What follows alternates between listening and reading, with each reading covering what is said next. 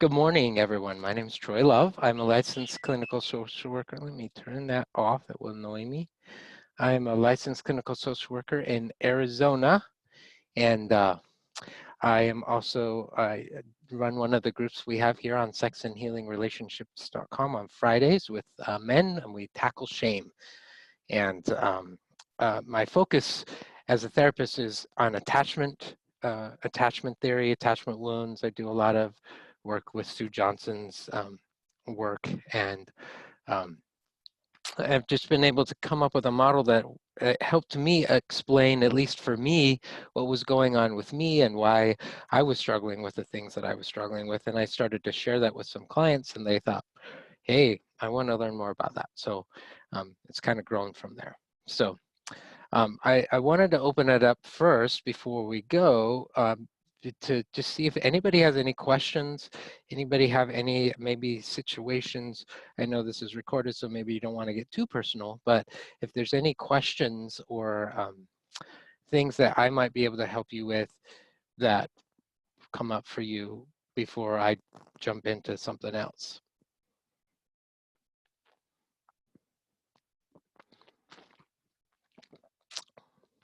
Well, I do appreciate, oops, hang on. Oh, now I'm not unmuted, but you mentioned the drop-in group, and our drop-in groups have, so I want to explain what the difference is with those in case you haven't joined a drop-in group. There are specific drop-in groups, like today there's one for partners at 12:30 p.m. Pacific time, and that's like Troy and I can see each other. You can have your camera on and see each other, and unmute when you want to talk, but it's an opportunity to get support, to share what's going on. And Dr. Rob always talks about, partners need support from other partners, addicts need support from other addicts. Troy and others, so Forrest Benedict on Sunday night, Joe Saavedra on Monday morning, Gavin on Thursday, and Troy on Friday morning, all have men's groups specifically that are opportunities to connect with other men. And there's a number of men that are doing, all of the groups, but there's other people that are, in and out based on their availability. So, but there are multiple partner groups. I mean, there's just a lot of places for you to connect and get support, and support others that identify in a similar way as you do. So, and there is a question, Troy, on a bad day like today, was in a bad place and wonder how the Finding Peace worksheet can help me avoid acting out, which I did today. So thank you, number one, for checking in with that. And I honor your courage to post that question. And I honor your courage in being honest about your struggle today. You mentioned the Finding Peace worksheet. So I'm actually looking for that on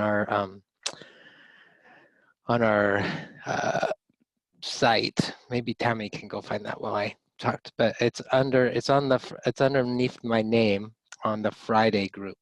And first, looks like they updated the website a little bit. So I'll go find it while you talk. So. All right. So the question is, how could that Finding Peace worksheet help you not act out or avoid acting out? And so the Finding Peace worksheet is really the Finding Peace model put into like a nutshell. And in the Finding Peace book, we break down each one of the columns and do some work around each one of those columns. But shame is a really big driver. Shame is a really, really big driver of the acting out. And if we don't figure out how to deal with the shame, it's almost like we become addicted to the shame. And we continue to believe that there's something wrong with us, that I'm bad and unworthy. And that core belief is like written so deeply in our nervous system that when we get away from it, even if we have a couple of days of sobriety under our belt and we think, okay, maybe I'm enough, man, if we don't figure out how to tackle the shame is just going to come back and sabotage all of that. And it's almost like we're addicted to having a relationship with these shadows of shame, what I call it. And so the worksheet helps us become clear about what's actually going on inside of ourselves and help us be able to identify what it is that I actually need right now And if I can find a way to help get that need met in a healthy way, I won't have to turn to the numbing and the protective behaviors of acting out as the way the way that my brain has learned is the way to be able to deal with the pain that we're dealing with. When you look at the addiction cycle, the catalyst for the whole thing starting is pain. And shame is very, very painful. And because we've gone around this cycle many, many times, shame now really is the catalyst to what goes around with us. So it might be helpful to pull up the Finding Peace worksheet, and I can show you how that would work. So I'm going to share share the screen with y'all so that you can see it. As soon as it opens up for me, that would be amazing. Um, there's different ways to jump into the worksheet. You can start at the beginning, which is the facts column, and I don't know why my computer is being super slow. There it goes. Okay. So we can start with the facts column, and can you allow me to share my screen? I can. Let me see. Let's see. I'm going to make you co-host, and then I think you can. Okay, great. They've changed all the permissions, so it's one of Right? those It's where, one of, yeah, you never know. because there have been people that have been not so nice. So Yeah, those sneaky people. Okay, here we go. So if you can see on the screen here, the facts is usually where people start. But the last time I did the group on Friday, what a lot of guys were coming up with was the shame column. So we jumped in there first, and we identified, okay, what is the shame saying to you? And I in previous recordings, we've talked about that I've personified shame. I've created 6 characters based on Gary Van Warmerdam's work and Carl Jung's shadowy work that I've personified shame into 6 different characters per se, and each one of them is showing up. Each one of them is playing a role. So I'll go over them briefly again here, and then as I'm talking to this guy, this anonymous person who posted the question, what I want you to do is I want you to think about which of these shadows were showing up before you acted out, which ones were present, which ones were talking to you.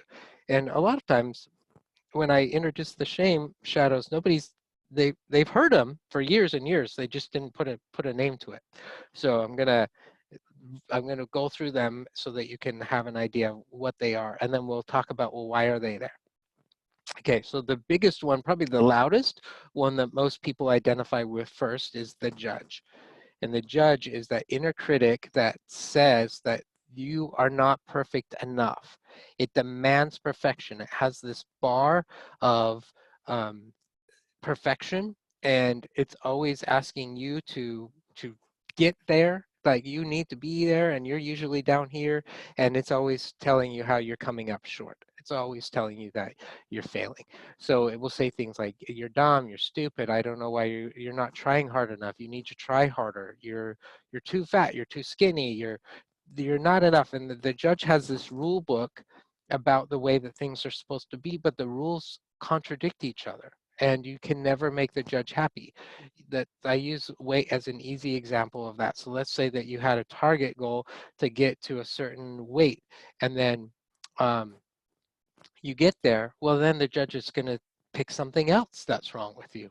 And it's going to just continue, and just the target's going to move. So it conveys to you, you're dumb, you're stupid. It's uh, it's just not great. Okay, so the second one is the martyr. This is not in any particular order. The martyr says your needs don't matter. Everybody else's needs matter than yours. What as long as you make everybody else feel better about themselves, then at least you serve some purpose. But it's not okay for you to try and get your needs met, because you just don't matter. It's not okay. The rebel will say, you know what? screw it, go do what you want, forget about your value system, forget about the amount of recovery that you've already got under your belt, forget about who it might hurt, forget about how it might hurt you. Just go do it. Just go do what you want to do. The royal will tell you, you deserve this. It's a sense of entitlement. The royal will say, you know, you've had a bad day, you've gone through really some hard things, you deserve to be able to do whatever you want. The rebel will echo that. The politician will say, you have to be seen as amazing so that people will like you. So you need to be able to put on a mask that says, hey, you're amazing, but underneath it, don't let anyone know that you're struggling. Don't let anyone know that you relapsed. Don't let anyone know that anything's wrong with you. And then the impotent one is the one that tells you you can't. It, it gives you a sense of that you're defeated, like, I don't even know why you're bothering. I don't know why you're trying to do this. It's not going to get any better. You just should give up. So all those are the 6. So each one of them are there. So as you look at it, you look at, okay, which ones are there? And, somebody put in the chat box, this is practical information, but how do I deal with that in the moment? And part of this is practicing this when you're not in the moment, because I'm telling you, I've been there.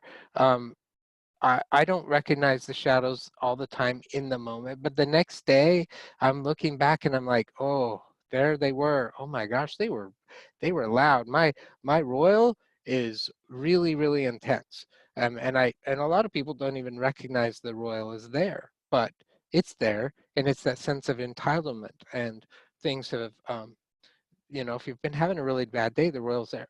In the moment though, man, I don't recognize them. So it helps if we practice this a little bit, and it helps us be able to take a look at, okay, well, they're there. Okay. Then we But can, yeah, and I also think it's you know, it's not in the moment, it's before the moment. Like when you, I mean, you know, we talk all the time too about, you know, you aren't relapsing when you actually act out. You've relapsed, you know, it might have been 2 days ago when something stressed you out, right. something tripped you up. So starting to identify before it's insane, you know, and Right. it's the I can't not do this, you know, that's, you know, but it does take practice, but it also is backing it up. Yeah, I love that. Because if you're familiar with the addiction cycle, we've gone into uh, preoccupation first, and we've gone into ritual first before we ever get to the actual acting out. So there's some time, and sometimes that time's not very big, but there's some time that's happening before the pain, the attachment wound gets hit, and we act out. There is some time to be able to figure that. The whole reason why the shadows of shame are out at all is because you're in pain. So the person in the chat asked, is I feel like an overwhelming sense of hopelessness. Is that the impotent one? Yes. The impotent one is saying, you can't do this. I don't know why you bother. It's never going to get any better. And so when we look at that, when we go back, okay, why are they out? Every one of the shadows is out because you are hurting. And your brain has learned that when I act out, that's how I numb this pain for a little while. So we look at that and figure out, well, what is it that I'm hurting?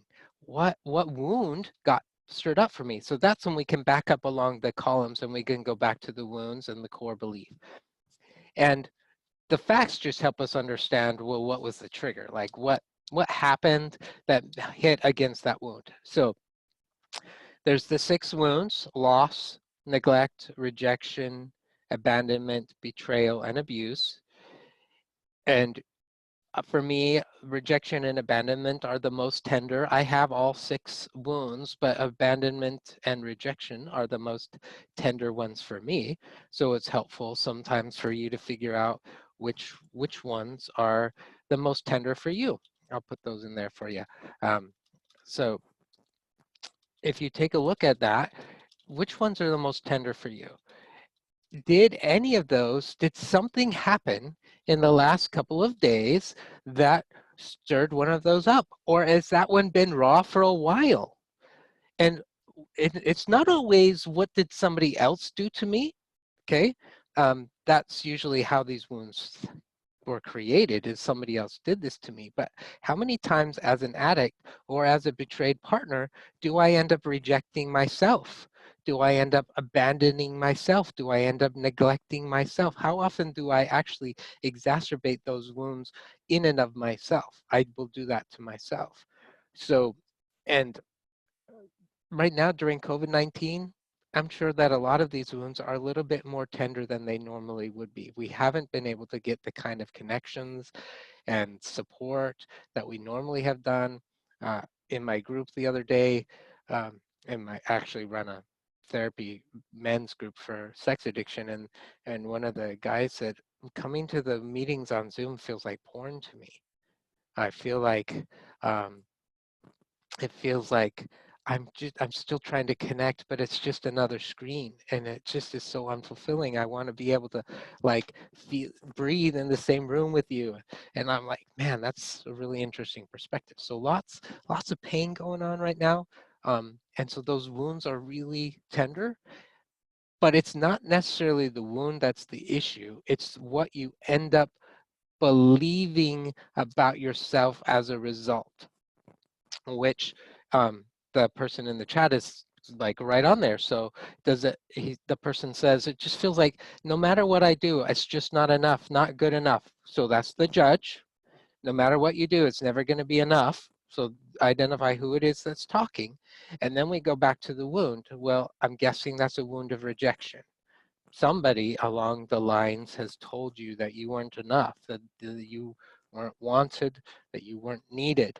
And you you agreed with it unknowingly. Most kids, like, they just hear like, what does the adult say? Well, the adult must be right. Okay, you're telling me I'm not good enough. Okay, I must suck. And so then you agree with it. That gets tattooed in your nervous system.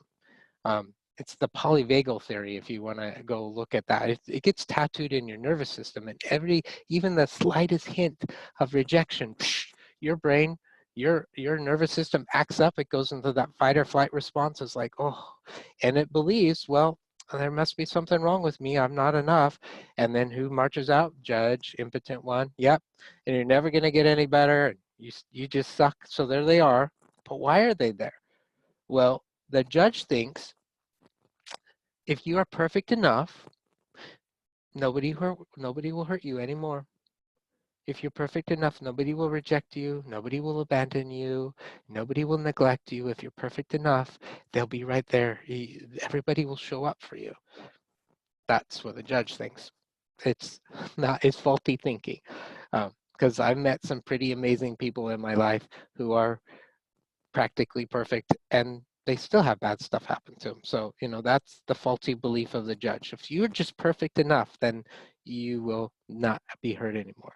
Impotent one, he's just trying to convince you that you should just give up because life is crappy. It's interesting, the Buddhist tenets, and I'm not Buddhist, but I love the tenets. The first tenet of Buddhism is that life is suffering. That life is suffering, but the word that they use for suffering is actually mistranslated. And the best way that you can actually translate it is like the wheel well on a wheel is lopsided. That's what it kind of means. So life is suffering, the wheel is lopsided. So that's tenet number one. And suffering comes because you expect the road to be smooth when you have a wheel that's lopsided. That's basically number two. So you get frustrated because you haven't accepted that the wheel is lopsided and there's going to be bumps in the road. We have this expectation that it's supposed to be this way. And I would argue that your shadows have that expectation that it's supposed to be this way. And when it's not this way, then you're told, well, there's something wrong with you and you're not enough. Okay, so those parts are really important to understand how they hijack you to act out, but they don't actually solve the problem. They don't actually help you get to a place of how do I not act out? And that goes to the column, like the truth column. Let me share this again so you can see it. It goes to the truth column, and it goes to the needs column. And you can also check in with your core emotions column. But it goes to the truth. So the judge is telling me, well, I'm not enough. There's something wrong with me. Is that true? Is that absolutely 100% true? And even if you have a little bit of doubt, well, I don't know if it's true. I feel it's true, but I don't know. Even if there's a little bit of doubt, that's awesome, because we can put a wedge in there and we can start to push that wedge away and start to say, well, maybe it's not true. Maybe I am enough even though I acted out. Maybe I'm enough even if I made a mistake. Maybe I'm enough even though I am not perfect. We can start to challenge that. And then we start to take a look at, okay, well, what is true about me? And a lot of people struggle with this one, to be completely honest. And there's some work we do to try and help people connect with that. If you have a higher power, this is one of the places where you can go to connect with that. If you have a higher power, you can imagine in your mind that the judge is sitting over here talking to you, and then your higher power is sitting over here and talking to you. What's the message that the higher power is telling you? Does it sound at all like the judge? And my experience is no.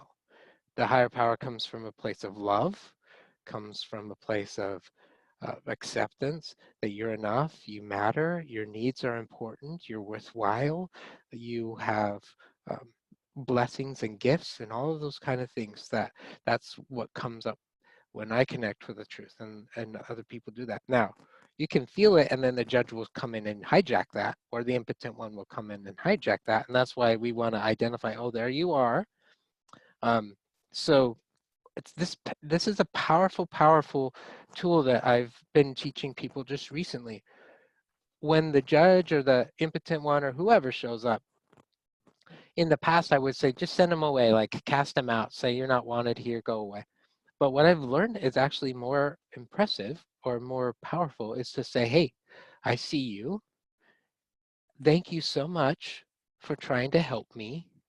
Thank you so much for trying to protect me. I'm going to find another way to get that need met in a way that actually works for me, because it's not working here in what you have to say, but I appreciate that you're trying to help me. And my experience has been that when clients use that tool, the shadows like back up a little bit. They're a little bit taken by surprise. They back up a little bit and they're like, whoa. And now I've just added love into this. I've added gratitude into this place. And I am now, that opens me up to say, okay, what is the truth? What is the truthful statement? And then what is it that I need? And that probably is the biggest part of helping us not act out. And acting out is not necessarily the measurement. I know that that's how we, like, you have 24 hours or a month or a year of sobriety, and that's fantastic. But really the measure is, how well am I connecting with and learning how to get my needs met in ways that actually make me feel better about me as a person, make me feel loved, whole, all of those kind of things. So what is it that I need? Well, if we go back to your wound, that's going to probably give you a huge clue about what you need. So if you've been feeling rejected, what you need is some acceptance. If you've been feeling neglected, what you need is someone to pay attention to you. If what you've experienced lately is a lot of loss, you probably need some comfort and reassurance that everything's going to be okay. If you've been betrayed, what you need is somebody who you can trust. If you've been abused, you need some compassionate love around that. And so those are what I need. So the pain comes when you're not getting those needs met. The pain comes when those wounds are being stirred up. And so then you say to yourself, what do I need right now? I need connection. I need to do, not what do I need to do? A lot of people get caught up with that one. But what do I need? I need acceptance. I need love. I need attention. Okay, now let's go to the choices. What are my choices? Well, I could totally go and look at porn. I could totally go act out if I wanted to do that. That could be a way to do that. That's a choice I could make. I could reach out to my significant other and tell them that I'm struggling. I could call a friend. I could go to a 12-step meeting. I could write in my journal. I could go running. I could go do something to take care of myself in a healthy way. I could list some choices about what I could do, and then I ask myself, well, which ones are aligned with my value system? Which ones help me connect the best with how I feel about myself? And then I'm going to pick that one. So that's a lot. Like I feel like I just downloaded a lot of information, but that's a lot that we look at, and that's how the worksheet helps. So I know for me that when I catch, and I don't always catch to be honest, but when I catch that I've even feeling I'm in that pre-contemplation mode of, oh, I wonder what it would be like, I'll pull out this worksheet and I'll just write it out, and I'm like, oh, whew, that is helping me become so much clearer. I need to call someone right now. I need to hang out with my kids. I need to do something. So I think helpful. too, if you've got choice, like if you've got this and this is a working document, not just, I only pull this out, in the moment and I have to fill it out. But like, if you can cut to the, I have choices, like even if you can't look at the rest of it, if you go, I've got choices, and you've listed some other things that you could do that would be healthy choices, pick one. And then, like, if you're talking to your sponsor, well, great, because you can go, da da da da da, and then you start being able to, calm down and back into, okay, the judge is present. This person added, this is a great question. What does it mean to be enough? In quotes, in 12-step, we say we are powerless and can't do it by ourselves. So how am I enough? Obviously, I am not enough. And I thought, Hey, wow, there's the judge again, isn't it? yeah, I love that I mean, and you put it in like not with capital letters. So I am not enough. So, uh, so I pull up, my first question is that true? Are you not enough? And a lot of times people struggle with that. So then let's add two words at the end of that sentence. I'm not enough for what? Okay. So if you sit with that for a second, I'm not enough for what? That changes the dynamic a little bit. I understand that we teach in the first 3 steps that you're powerless, that you can't do this all on your own. But nowhere in the 12 steps does it say that you don't matter. Nowhere in the 12 steps does it say that you aren't worthy of love and belonging. It just says that you're powerless against this addiction because the addiction keeps hijacking your life. That's what it's saying. So let's take a look. I'm not enough for what? And people will come up with all kinds of things. So I just ask you, like, what are the first words that come up for you? I'm not enough for what? And a lot of times what I will hear people say is, I'm not enough for love. I'm not enough for comfort. I'm not enough for anybody to pay attention to me. And now that we're a little bit clearer on what you're meaning by not enough, now we can ask the question again. Is that true? Is it absolutely true? On a scale of 1 to 7, 7 being absolutely true and 1 being absolutely false, what number would you give it? If it's a 7, okay, then we're going to do some work around that. If it's a 6 or a 5 or a 2, wow, now we have some wiggle room to be able to work there. So we can work around that. So the person said, I'm not enough to be successful in life. So is that true? Has there a, ever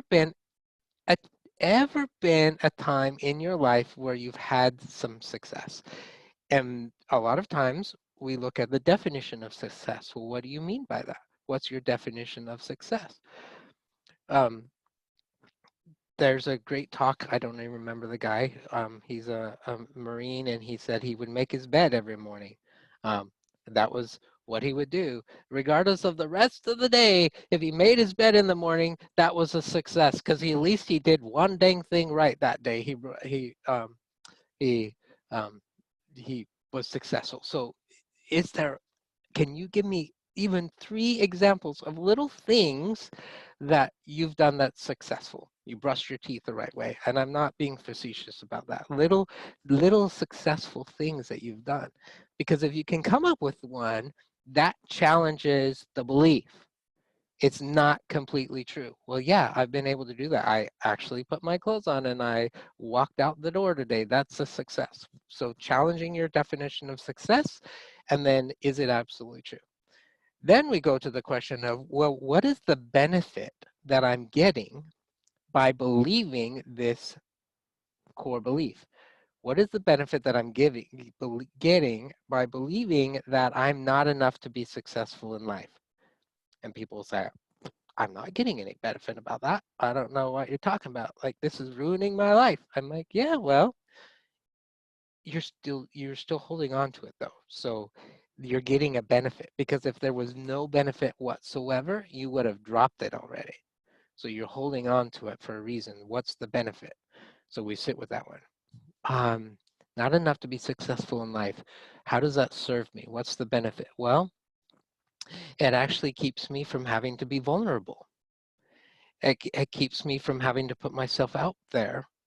It prevents me from being rejected, because if I put myself out there, I might be rejected. So I don't have to face that rejection again. So I'll just hold on to this negative core belief, even though it's causing tremendous suffering, because the alternative is that I'm going to have to be vulnerable. So yeah. So then we say, okay, well, now that you've identified that, what do you want to do with that? Do you want to continue to hold on to this core belief, or do you want to maybe challenge it?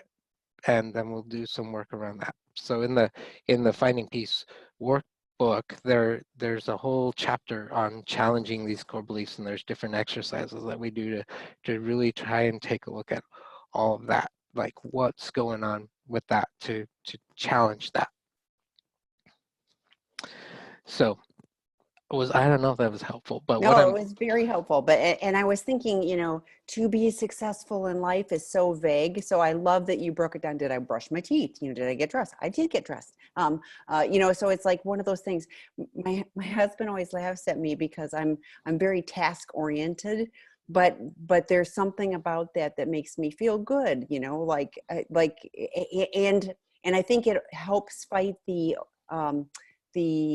I'm not enough, I'm not successful, or whatever. I don't do everything perfectly. I don't get everything done, but it doesn't matter. But, I did this and I did that and I did that. Well, great, but I think that was really helpful too, to look at, what is this doing? How is this, why am I hanging on to it? Because there is something. And, if I can, it would not be safe to be vulnerable. And, I'm not, worthy. And I mean, all of those things, that does keep me distanced from everyone else and gives me permission to not have to connect, in a meaningful way. And therefore I don't get hurt, because if I'm not connected, I don't care. So, I think it's like when I read to be successful in life, I mean, everybody's definition of success is different. I was, somebody wrote in, and they were kind of comparing their life to their siblings, and, it was about the money and the big houses and all that. And I was like, that is, I find, not a useful measurement of success, because I know lots of people with big houses and whatever that are calling us because their lives are in chaos. So it's really, it is about healthy connections. And this particular person was able to be a caregiver with family, and I was like, that's really meaningful versus, the square footage.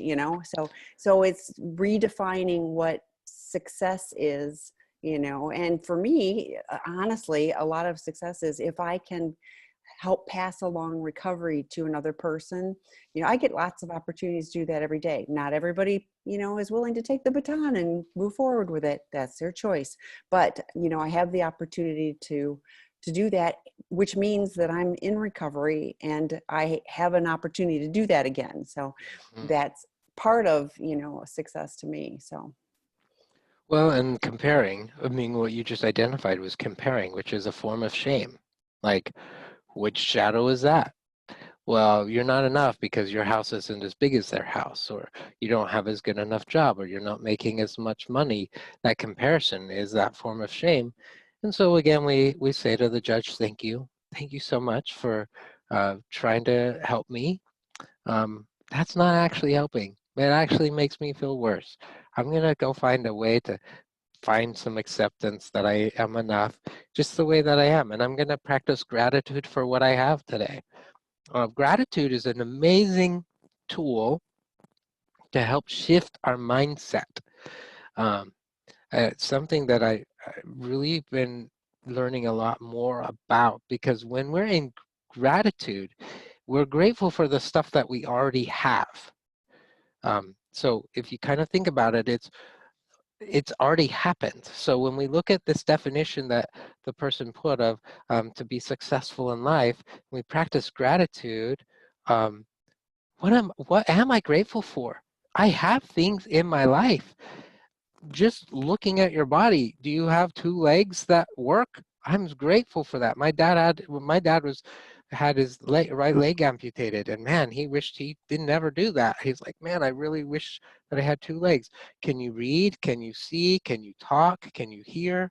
Can you move? Can you go to the grocery store and pick up the fruit that you want? Like, just little tiny things like that. I'm grateful that I can look outside and see the sunshine. I'm grateful that I saw a bird. Like, whatever that gratitude is, when you get into that place, it shifts the elevation of the energy in your body, and it helps manifest a greater presence, and reminds you that, hey, I am enough. I'm enough that the sun rose today. Not that you're all grandiose and think it's all about me, but I'm enough. Like, to me, I do believe in God, and to me, that's a love letter from God. Every time I see the sunrise, and it's a beautiful one, especially in Arizona, we have beautiful sunrises and sunsets.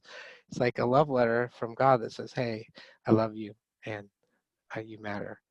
Yeah, did he make it for everybody? Yeah, but still, it's like, I'm really grateful for that. I love those colors. I love that I can see that. So hopefully that's Well, helpful. and I'm with you, and I was out for a run today, and I'm trying in this time to pay particular attention to the details, because it's really easy to just go, oh my gosh, I can't, the gyms are open, but I haven't gone back yet. They're not permitting as many people, so it hasn't worked out with my schedule. So I could get whiny about I can't go see my friends and all that, or I can go, gosh, I'm really fortunate to be able to. And the swallows are blooming, so I was paying particular attention to the flowers on top of them again today. And I cannot be angry and resentful if I'm also in the grateful list. Somebody shared a comment. I do want to share that. They said, this is a great tool. I've used it. The power behind it for me is that it gives me choices. And I think that that's so critical, is, that if we just follow down the rabbit hole of like, I'm feeling compulsive, and, there I go, if I have a choice and I can go, I'm going to choose differently. And gosh, that's empowering.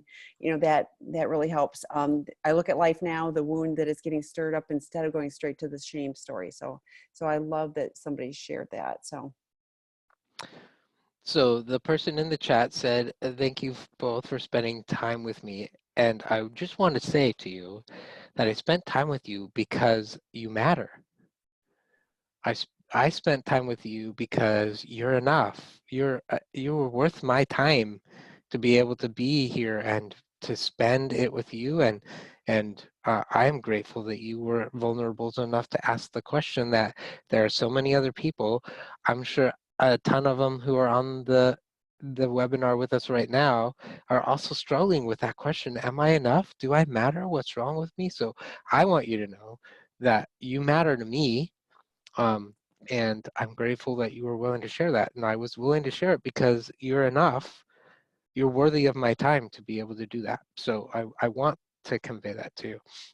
Somebody says, is there another way of saying I am enough? I find myself so resistant to that phrase. And, you just said, I matter. I think there's lots of different ways to say that. So I think finding, what would resonate for you is, if I'm sorry you're resistant to that, because I think that there's, yeah, I think there's an opportunity there. But, if it's, I matter, I matter. I'm worthy of love. I'm worthy of belonging. I'm worthy of acceptance. Um, I matter like you matter.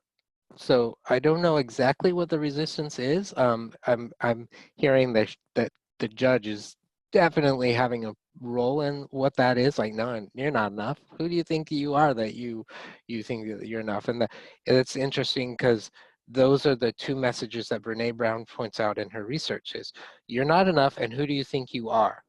Um, that's what the judge says. You're not enough, and who do you think you are that you think you are enough? Like, what's freaking wrong with you? Thank you so much. I hear you, but I'm gonna turn to a different source, somebody who's gonna help me know that I am enough. So again, we put down those two words at the end. I'm not enough for what? Or I am enough for what? Love, acceptance, appreciation, and you just add that to the sentence. I'm enough for a hug. I'm enough for nutrition. So if that's helpful, I'm enough to take care of myself, whatever those are. So I'm enough for what? I'm not enough for what? Somebody says, I am enough for me. I love that. Yeah, See? yeah, Yeah. yeah. So look at the enough. There's a measurement in there, like, and the judge has definitely played a huge role in what that measurement was like. To give you a little bit more insight to the judge showed up for most of us when we were about 7 or 8 years old.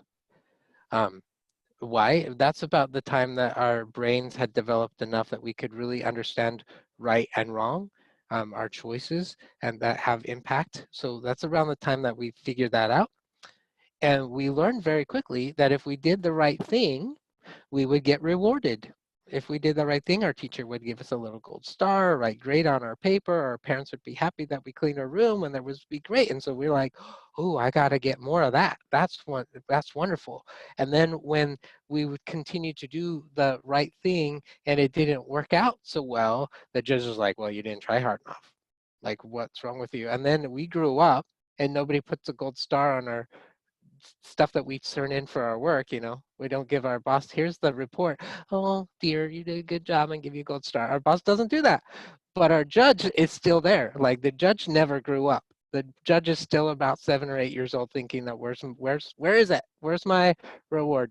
If that kind of gives you an idea of what, so there's that comparison and that measurement that the judge is like, you're not enough. You didn't get your gold star. You're not enough because you didn't get the recognition you thought you should have. That kind of stuff. So. Well, and it's really easy to think about, like with porn addiction, for example, like, okay, I get instant gratification. I get an instant gold star because my brain is going like, yay, you gave me what I wanted, when you do that. We did on the Super Saturday Recovery Summit, which is coming up again June 20th.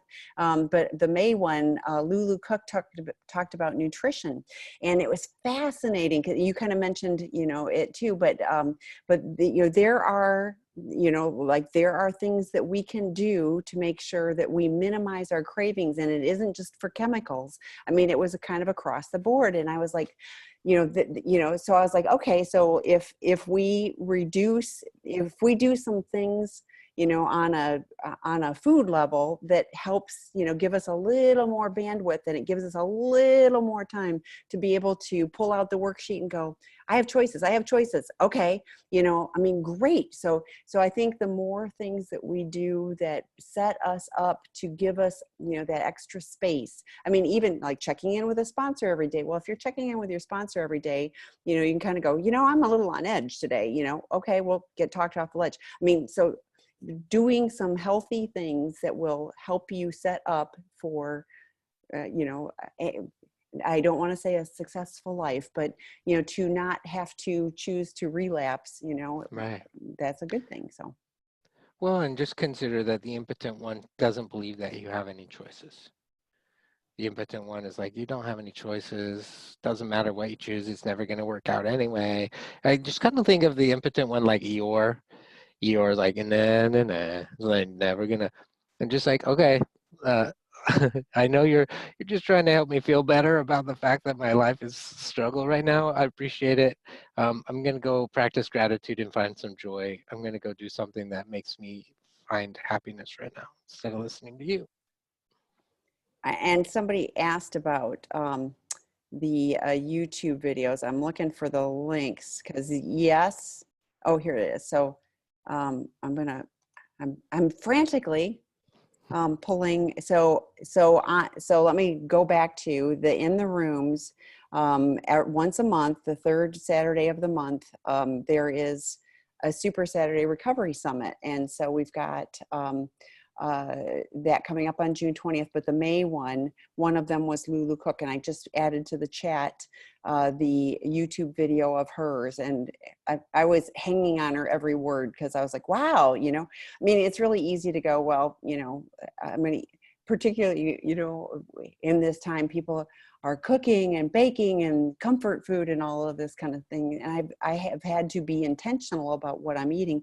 And she gave me more reasons to do so. So I just put that in there, but they are being recorded, but would love to have you join on intherooms.com. You have to have a membership to get into the meeting space, but they're free. And they are, there are, like, Dr. Rob is on Friday nights, Dr. David is on Tuesday nights. He's got the only, I think, one of the only chem-sex groups, you know, so co-occurring sex and chemicals, so you don't have to go to 2 different meetings, you can go to 1. So check that space out. You can always email me at Tammy, T-A-M-I, at seekingintegrity.com if you've got questions about, you know, that. But Dr. David Fawcett did the first session in May, and that was recorded, and then Lulu did the end one. But anyway, so a little tangent, but more resources for you.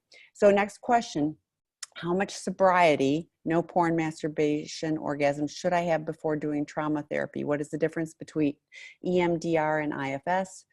Should one do both? I don't have a ton of resources, so. I love that question. And if you had have asked me this a year ago, I probably would have given you a different answer.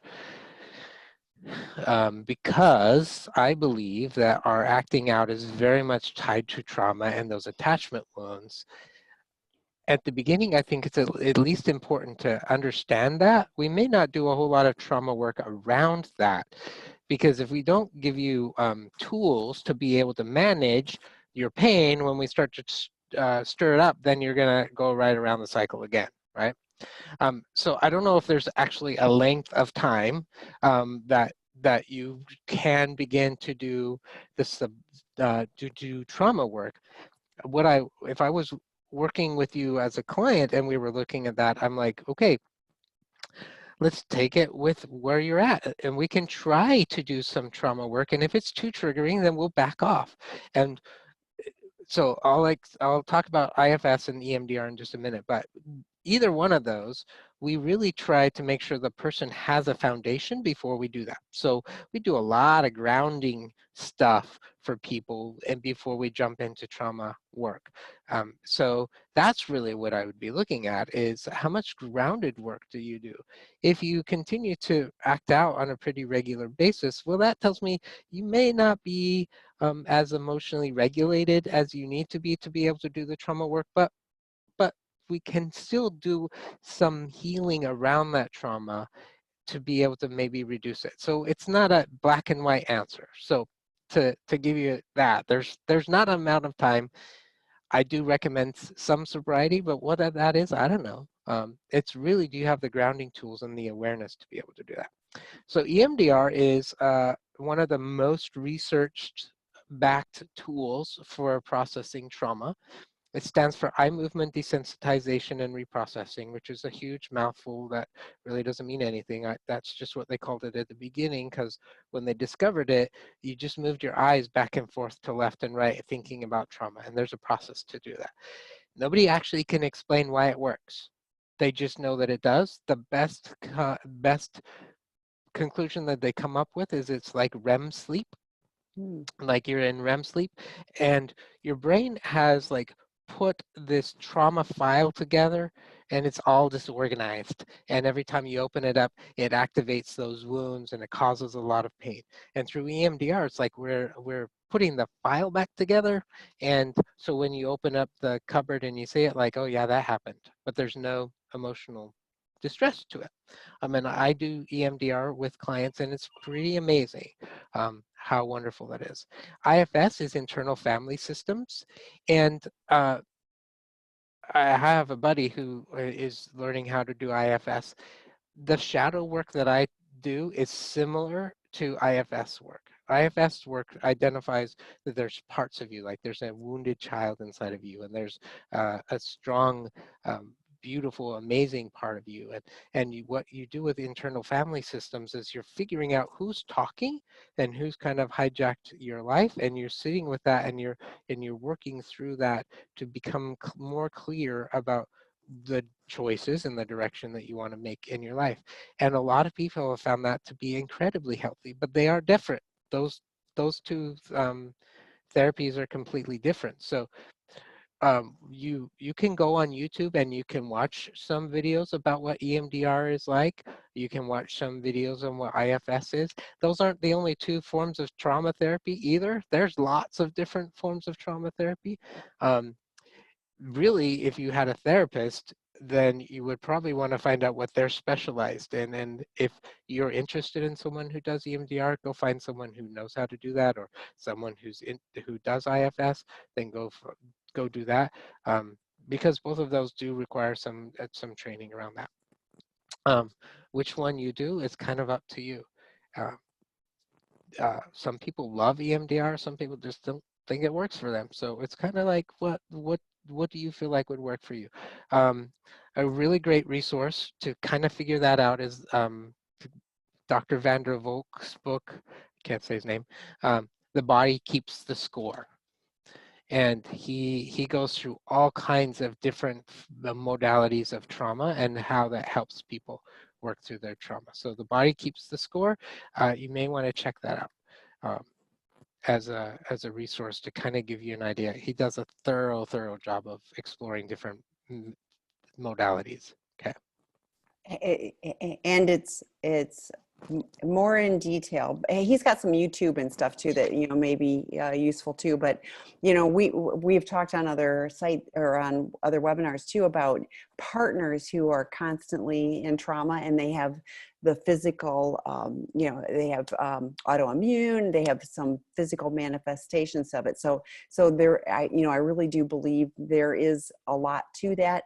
And I do agree, that it isn't about, checking off the number of times, like, well, at X amount of days or whatever. It really is, like Troy said, at where you are at personally, and where the support you have, the tools you have to be able to sustain it. We talk all the time in our treatment program is, we are trauma aware, and we are, dealing with that. But, if you go right into the trauma, it's relapse, and you don't have the container to be able to sustain that. So, that's all really helpful. And then somebody put in the chat, how do we navigate repressed memories and full disclosure? How do we know we've remembered everything? That is wonderful. I love that question. You might forget some stuff. So I remember when I was being taught how to do full disclosures, and the man who was teaching me shared this experience of this guy who had done his best to put everything he could on the full disclosure. And then a couple of weeks later, he remembered something that he thought he hadn't put in his full disclosure, and he went to his wife, and the guideline was that if I remembered something, I have 24 hours to teach. I'd have 24 hours. So that's usually the 24-hour rule that a lot of spouses will employ, like married couples or significant others will say, like, I'm going to disclose something within 24 hours. And so that rule applied for him too. And he went to his wife and he's like, I'm really embarrassed, but I remembered something that I don't think I put on the full disclosure, and here's what it is. And the wife said, actually, you did put that on the full disclosure, but I really appreciate that you shared that with me. It means a lot to me that you're trying to demonstrate integrity and trying to be honest. And so our brains are fascinating things. We will put stuff away because it's too painful to remember. We will back away from that. But in the end, you do your best. And if something comes up later, you talk about it, and it's going to be okay. And I think, with disclosure, it isn't, having the itemized list of everything with the date and the time and it really is about the patterns and and having overall data. So, really appreciate that you're talking about, you've done your best with what you've been given right now, to, this to the best of my ability is where I'm at right now. So we're human. We don't do it perfectly. You're right. The brain is an amazing thing. I've had insights, in the past, few years that like I wouldn't have been able to connect all those dots, in early recovery. And not that it was disclosure worthy, but it's still just insights. And so I think it's fascinating, and it's a journey. It's a journey. So Yeah. So we're out of time. Thank you, Troy. Thanks so much for showing up, quite Oh, frankly. you're so welcome. It was great. And to the person that was, asking questions and generating the dialogue. I mean, this was super useful. I really appreciate it. I hope you did too. For those of you that are watching this on YouTube, the worksheet is on sex and relationship healing. If you go look for Troy's group for men on Friday mornings, you'll see a tag to it, and you can click on that link.